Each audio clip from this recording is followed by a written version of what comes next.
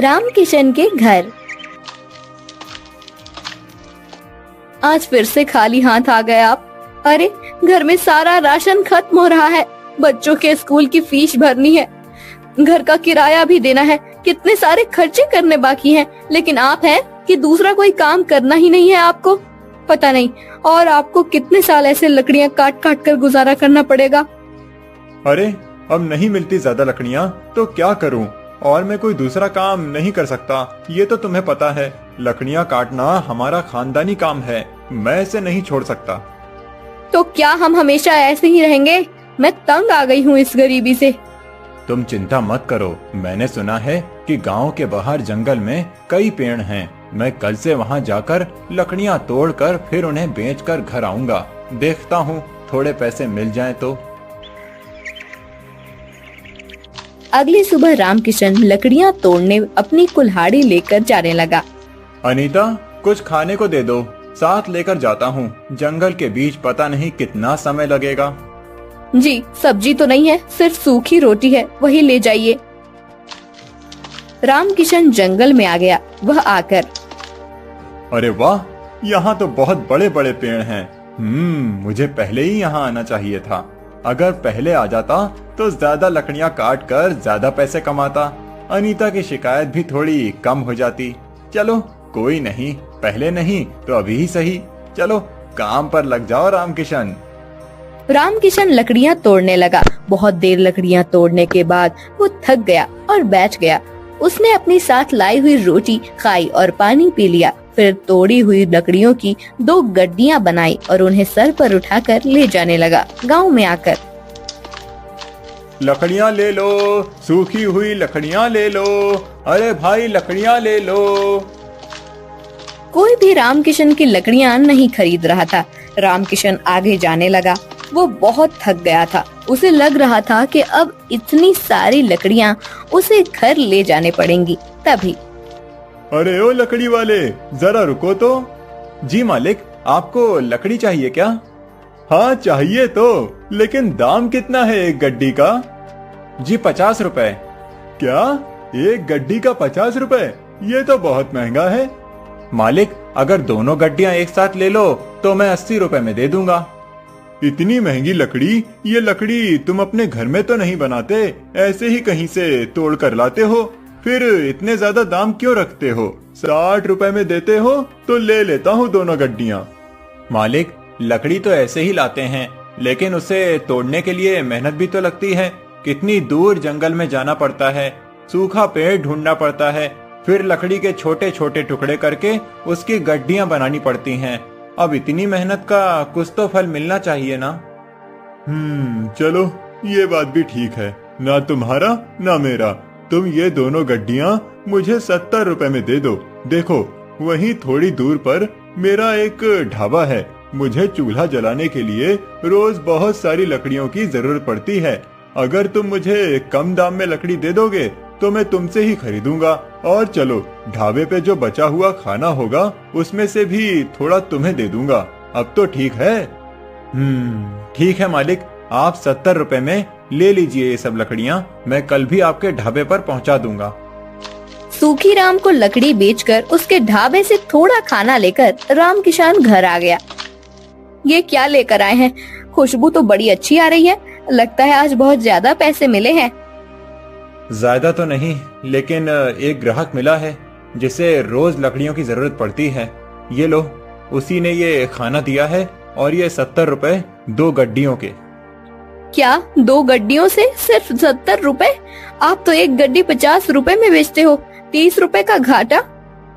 अरे वो छोड़ो, ये देखो कि रोज के लिए एक ग्राहक मिल गया। हाँ, पैसे थोड़े कम हैं, लेकिन ठीक है, उसके बदले में खाना भी तो दे रहा है ना। ऐसे ही दिन बीत रहे थे। एक दिन जब रामकिशन लकड़ी तोड़ रहा था, तब उसके हाथ से उसकी कुल्हाड़ी छूट गई और चींटियों के बाम्बी पर गिर गई। उस बाम्बी से कड़कड़ ऐसी आवाज आई। अरे ये क्या? लगता है चींटियों की बनाई हुई ये बाम्बी टूट गई। अब चींटियां बाहर आएंगी और मुझे काटने लगेंगी। चलो अभी जाता हूँ यहाँ से। रामकिशन जा ही रहा था कि उसे पीछे से आवाज आई। रुको मूर्ख!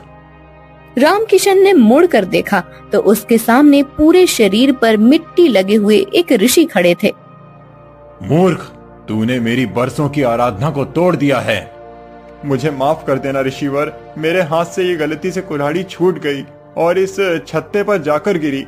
मुझे लगा कि अब ये चींटियां बाहर आकर मुझे काट लेंगी, इसीलिए मैं भाग रहा था।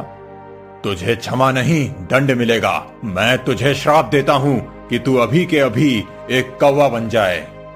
नहीं नहीं ऋषिवर, मुझे ऐसा श्राप मत दीजिए। मेरे घर पर मेरी बीवी बच्चे हैं, अगर मैं कौवा बन गया तो उनका क्या होगा? क्रोध में आकर मेरे मुख से तुम्हारे लिए ये श्राप निकल गया। अब मैं उसे वापस नहीं ले सकता, लेकिन तुम्हें उसका निवारण बता सकता हूँ। जब भी किसी पुण्य आत्मा के हाथ से तुम खाना खाओगे, तब तुम अपने असली रूप में आ जाओगे। लेकिन ऋषिवर, आप भी तो पुण्य आत्मा हैं। मैं एक ऋषि हूँ। तुम्हें एक ऐसा पुण्य आत्मा ढूंढना है जो बिना किसी स्वार्थ के छोटे से छोटे जीव के प्रति जीव दया रखे। ऋषि के श्राप की वजह से रामकिशन कौवा बन गया। कौवा बनते ही रामकिशन हवा में उड़ने लगा। हे भगवान, ये सब क्या हो गया? अब मुझे कहाँ मिलेगी ऐसी पुण्य आत्मा? रामकिशन उड़ते हुए एक नदी के किनारे पहुंचा। वहां उसने देखा कि कुछ लोग काव काव ऐसे बोलकर कौवे को बुला रहे थे। उनके सामने खाने की चीजें रखी थी। अरे वाह, लगता है ये लोग कौवे को बुलाकर खाना खिला रहे हैं। चलो जाकर देखता हूँ, शायद इनमें से ही कोई वो पुण्य आत्मा हो। रामकिशन वहां आकर थाली में रखा हुआ खाना खाने लगा। अरे ये क्या, इन लोगों ने तो खुद मुझे बुलाया था। वैसे तो लोग कौवे को देखकर उड़ा देते हैं। मैंने तो यहाँ खाना खा लिया, लेकिन फिर भी मैं कौवा ही बना हूँ। चलो कहीं और जाकर देखना पड़ेगा। रामकिशन वहां से उड़कर आगे जाने लगा। आगे जाकर रामकिशन सूखी राम के ढाबे के पास चला गया। अरे मैं कितना बुद्धू हूँ। सूखी राम तो रोज मेरे और मेरे परिवार के लिए खाना देता है, तो उससे बड़ी पुण्य आत्मा तो कोई और हो ही नहीं सकता। देखता हूँ कि कब सूखी राम बाहर आकर खाना डालता है। उसके हाथों का खाना खाकर तो मैं तुरंत ही फिर से इंसान बन जाऊंगा। रामकिशन वहीं एक पेड़ के टहनी पर बैठकर इंतजार करने लगा। कुछ देर के बाद सूखी राम हाथ में कुछ थालियां लेकर आया और उसने उन थालियों को बाहर धोने के लिए रख दिया। सूखी राम के जाते ही रामकिशन ने वहां आकर थाली में बचा हुआ खाना खा लिया, लेकिन फिर भी वो वैसे के वैसे ही था। रामकिशन उड़ते उड़ते ऋषि के पास आया और ऋषिवर, आपने तो कहा था कि मुझे ऐसी पुण्य आत्मा ढूंढना है जो किसी भी जीव के प्रति जीव दया रखे।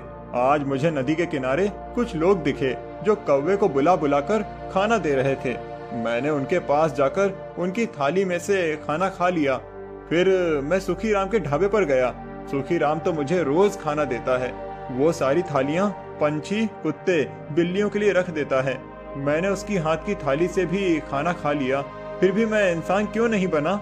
बेटा, तुम जिन लोगों के बारे में बात कर रहे हो, उन दोनों के दिलों में स्वार्थ की भावना थी। पहले तुम नदी तट पर गए। वहां के लोग उनके किसी परिजन की आत्मा की शांति के लिए श्राद्ध कर्म कर रहे थे। उसमें उनका स्वार्थ था कि उन्हें पितृदोष ना लगे। वहीं सुखी राम कुत्ते, बिल्ली और पंछियों को जो खाना छोड़ता है, वो बाकी लोगों की खाई हुई थाली में बचा हुआ होता है। अगर सुखी राम के मन में जीव दया होती तो वो उनके लिए अलग से थाली बनाकर रखता।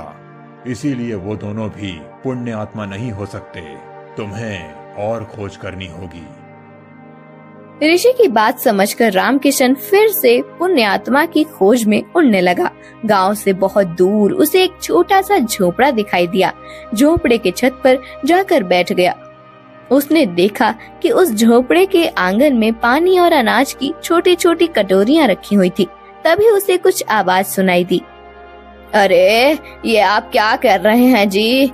यहाँ तो हमारे खाने के लाले पड़े हैं और आप ये रोज रोज पंछियों के लिए अनाज के दाने रख रहे हैं। घर में सिर्फ 4 मुट्ठी चावल थे, उसमें से आप 2 मुट्ठी इन कटोरियों में रख दिए। अब हम क्या खाएंगे? मुझे पता है कि घर में अनाज नहीं बचा है, लेकिन जब खुद का पेट भरा हुआ हो तब भूखे को खाना खिलाने में क्या मजा है। असली इंसानियत तो वो है जब हम खुद आधे पेट रहें और भूखे का पेट भरने में मदद करें। लेकिन हम ही क्यों जी, दुनिया में करोड़ों लोग हैं, वो भी इन पक्षी और जानवरों के बारे में सोच सकते हैं। एक हमने ही ठेका नहीं ले रखा है। अगर हर कोई यही सोचे तो इस दुनिया में इंसानियत का नामो निशान मिट जाएगा। एक बात बताओ, ये पंछी जानवर गांव और शहर में क्यों आते हैं? क्योंकि हम इंसानों ने इनके रहने खाने की जगह छीन ली है। पहाड़ तोड़कर, जंगल काटकर, नदी तालाबों को पीछे हटाकर वहाँ पर सड़कें, ऊंची ऊंची इमारतें बना दी। पेड़ काटते समय किसी ने भी ये नहीं सोचा कि इन पेड़ों पर पंछियों का बसेरा होगा। पेड़ों पर लगने वाले फलों से भूख मिटाते होंगे। सबको सिर्फ अपनी तरक्की चाहिए, फिर चाहे किसी का घर ही टूट जाए। लेकिन मैं ऐसा नहीं सोचता। कुदरत ने जितना हक हमको दिया है यहाँ रहने का, उतना ही उन सभी जीवों को भी दिया है।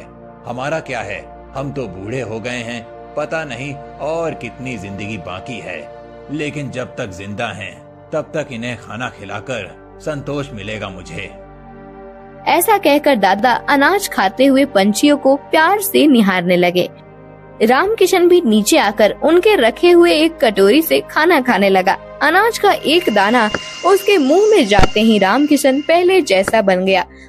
उसे ऐसे अचानक देखकर, अरे ये क्या, कौन हो तुम और ऐसे अचानक कैसे प्रकट हो गए? आप सच में एक पुण्य आत्मा हैं। मैं आपको सब बताता हूँ। पहले मैं आपका धन्यवाद करना चाहता हूँ। आपकी वजह से मैं असली रूप में आ गया। आपका बहुत बहुत धन्यवाद। फिर रामकिशन ने रिसीवर वाली सारी कहानी दादाजी को बताई। ऐसी कोई बात नहीं बेटा, मैं तो सिर्फ अपना कर्म कर रहा हूँ। नहीं बाबा, आप नहीं जानते कि आपने मुझ पर कितने उपकार किए हैं। आपके दिल में सच में बहुत जीव दया है। रामकिशन खुश होकर अपने घर आ गया। उस दिन के बाद रामकिशन बहुत मेहनत करके तरक्की करने लगा। धीरे धीरे उसके अच्छे दिन आ गए।